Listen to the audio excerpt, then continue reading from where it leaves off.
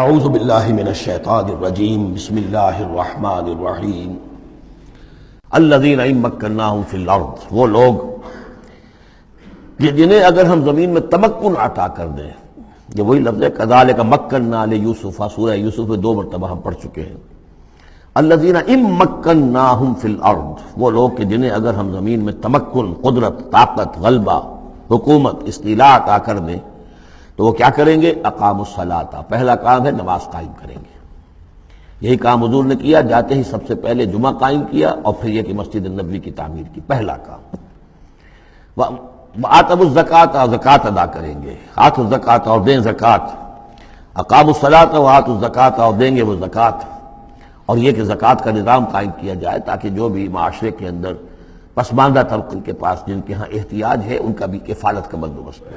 وَأَمَرُوا بِالْمَعْرُوفِ، اور وہ نیکی کا حکم دیں گے، وَنَهَوْا عَنِ الْمُنکَرِ، اور بدی سے روکیں گے. وَلِلَّهِ عَاقِبَةُ الْأُمُورِ، اور تمام معاملات کا بالکل آخری انجام تو ہے تو وہ تو ظاہر ہے کہ اللہ ہی کے ہاتھ میں ہے، اللہ کی قبضہ قدرت میں ہے.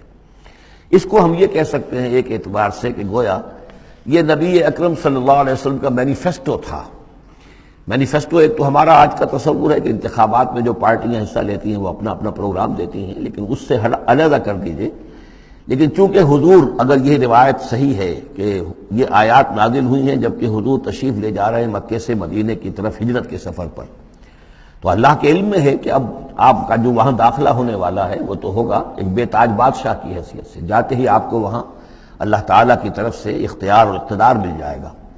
تو جب یہ صورت ہوگی تو کیا کریں گے؟ ان کی پرائرٹیز کیا ہوں گی؟ تو جیسے کہ جماعتیں کہا کرتی ہیں کہ ہماری حکومت بنے گی تو ہم یہ کریں گے، تو گویا کہ یہ ہے وہ ہمیشہ کے لیے اہل ایمان کا جو سمجھیے کہ اللہ تعالیٰ کی طرف سے دیا ہوا ان کا مینیفیسٹو ہے.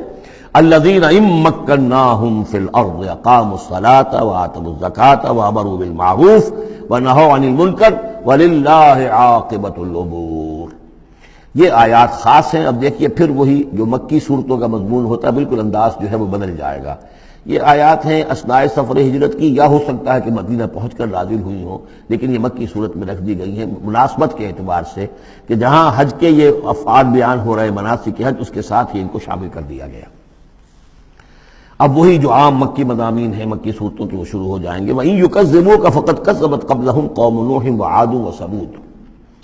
اور اے نبی اگر یہ آپ کو جھٹلا رہے ہیں تو آپ سے پہلے بھی جھٹلایا ہے قوم نوح نے، قوم عاد نے، قوم سمود نے، قوم ابراہیم و قوم لوط، ابراہیم کی قوم نے اور لوط کی قوم نے، واصحاب مدین، اور مدین والوں نے، وکذب موسیٰ، اور موسیٰ کی بھی تکذیب کی گئی تھی. فاملیت للکافرین، تو میں نے کافروں کو کچھ ڈھیل دی، مہلت دی، ان کی رسی دراز کی.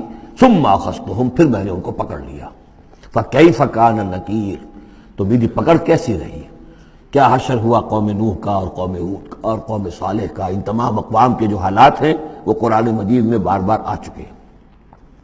فَكَأَيٍّ مِّن قَرْيَةٍ أَهْلَكْنَاهَا، تو کتنی ہی ایسی بستیاں ہیں، آبادیاں ہیں جن کو ہم نے ہلاک کیا. وَهِيَ ظَالِمَةٌ، اور ہلاک یوں ہی نہیں کر دیا، وہ ظالم تھی، گناہ گار تھی، ان میں گناہ اتنا پھیل گیا تھا، شرک اور کفر کا اتنا دور دورہ ہو گیا تھا کہ گویا کہ وہ ایسے ہی تھا جیسے انسانی جسم کا کوئی حصہ اگر گل جائے تو اس کو کاٹ دینے ہی میں عافیت ہے، ورنہ پورے جسم کے لیے وہ چیز جو ہے وہ مضر ہوگی.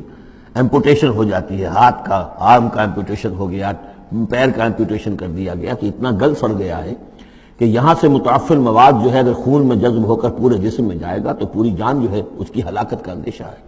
تو اللہ تعالیٰ اسی طریقے سے ان بستیوں کو کہ جو اس طریقے سے گندگی کا اور برائی کا اور معصیت کا اور سیئات کا مرکز بن چکی ہوں اور وہ پھوڑا بن چکی ہوں، پھر ان کے لیے یہی اللہ تعالیٰ کی طرف سے سرجیکل آپریشن ہوتا رہا ہے. فَكَأَيٍّ مِّن قَرْيَةٍ أَهْلَكْنَاهَا فَهِيَ ظَالِمَةٌ فَهِيَ خَاوِيَةٌ عَلَىٰ عُرُوشِهَا، وہ گری پڑی ہوئی ہیں اپنی چھتوں کے بل پر. وَبِئْرٍ مُعَطَّلَةٍ، کتنے ہی کنویں ہیں کہ جو بند پڑے ہوئے ہیں، بڑی محنت سے لوگوں نے اپنے اپنے زمانوں میں کھودے ہوں گے، ان سے پانی پینے والے لوگ ہوں گے یا جمگھٹے رہا کرتے ہوں گے لوگوں کے، اب معطل پڑے ہوئے ہیں. وَقَصْرٍ مَشِيدٍ، کتنے ہی محل ہیں جو ان میں بڑی گچکاری کی گئی ہے، بہت انہیں مضبوط بنایا گیا ہے. اب جاؤ الحمرا کو دیکھ لو، کبھی مسلمان حکومت کیا کرتے تھے، غرناطہ میں جاؤ اور دیکھو الحمرا محل کیسا ہے. جاؤ اور قرطبہ کی مسجد کو دیکھو کہ جہاں کوئی سجدہ کرنے والا نہیں ہے، کسی کو سجدے کی اجازت نہیں ہے. افلم یسیروا فی الارض، تو کیا یہ لوگ زمین میں گھومے پھرے نہیں ہیں؟ فَتَكُونَ لَهُمْ قُلُوبٌ يَعْقِلُونَ بِهَا، تو ہوتے ان کے دل جن سے یہ سمجھتے اور بات کو کی تہ تک پہنچتے۔ تو یہ جو لفظ قلب کے ساتھ عقل آیا ہے، اب اس کو اچھی طرح سمجھ لیجئے، چونکہ یہ بات میری تو آپ کے سامنے آ چکی ہے کہ میرے نزدیک انسان ایک مرکب وجود کا حامل ہے۔ اس کا ایک وجود حیوانی ہے، خالص حیوانی اور مکمل حیوان اور اعلیٰ ترین حیوان۔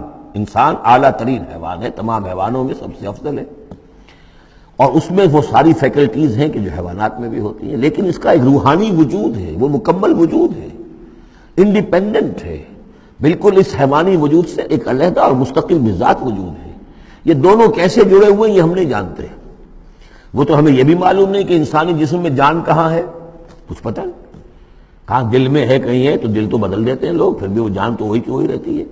اب تو جو کچھ ہو رہا ہے آپ کو معلوم ہے، تو جان کہاں ہے، کس چیز سے متعلق، دماغ سے متعلق ہے، دل سے متعلق، کہاں سے متعلق؟ تو لائف ہی کو ہم نہیں جانتے، تو لائف سے آگے روح کا تعلق کس طور سے ہے ہم کیا جان سکتے ہیں؟ ہست رب الناس رابا جان الناس، اتصال بے تکیف بے قیاس، یہ متصل ہے، یہ جو روحانی وجود ہے اور حیوانی وجود ہے یہ متصل ہے، ملے ہوئے تو ہیں، لیکن یہ اتصال ایسا ہے بے تکیف بے قیاس، نہ اس کی کیفیت معلوم ہو سکتی ہے، نہ اس کو کسی اور چیز پر قیاس کیا جا سکتا ہے، لیکن ہے دو علیحدہ وجود۔ ایک وجود پہلے پیدا کیا گیا تھا، کما خلقناکم اول مرہ، دوسرا وجود اس عالم خلق کے اندر آتا ہے، اور ان میں سے ہر ایک کی، دونوں کی اپنی اپنی عقل ہے۔ روح کی اپنی عقل ہے، روح کی اپنی آنکھ ہے، روح کے اپنے کان ہیں، اور جسم کے حیوانی وجود کے اپنی آنکھیں ہیں، اپنے کان ہیں، اپنی عقل ہے۔ تو ان السمع والبصر والفؤاد، یہ حیوانی، یہ گویا کہ انسان کے جو حیوانی ذرائع علم ہیں وہ یہ ہیں، جن کے بارے میں گفتگو سورہ بنی اسرائیل کی اس آیت کے حوالے سے میں تفصیلاً کر چکا ہوں۔ ان السمع والبصر والفؤاد کل اولئک کان عنہ مسئولا۔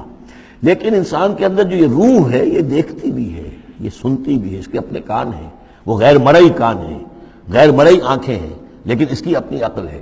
اب یہاں دیکھیے یہ دونوں چیزیں واضح ہو جائیں گی۔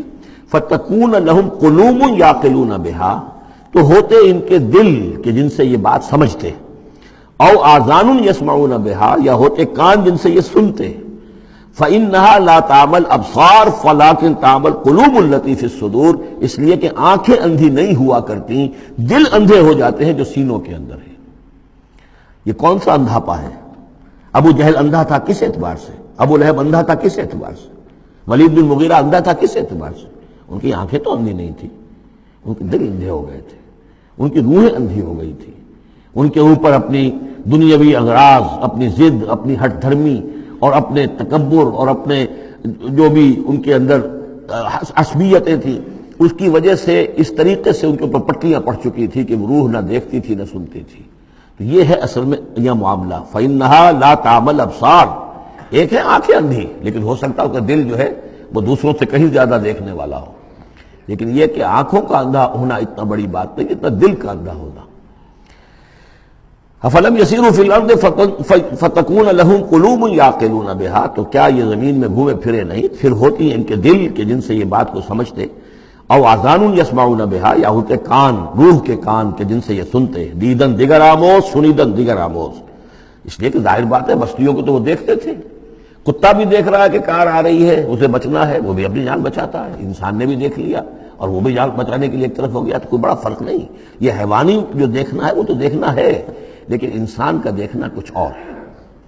فَإِنَّهَا لَا تَعْمَى الْأَبْصَارُ وَلَكِنْ تَعْمَى الْقُلُوبُ الَّتِي فِي الصُّدُورِ، اس لیے کہ آنکھیں اندھے نہیں ہوا کرتی بلکہ دل اندھے ہو جاتے ہیں جو سینوں کے اندر ہیں، اس لیے کہ روح کا مسکن قلب ہے، یہ ہم جانتے ہیں، روح کا مسکن قلب ہے، یہ ہم نہیں جانتے کہ کیسے، کس طرح۔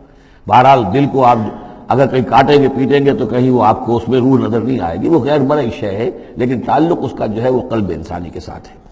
صدق اللہ العظیم۔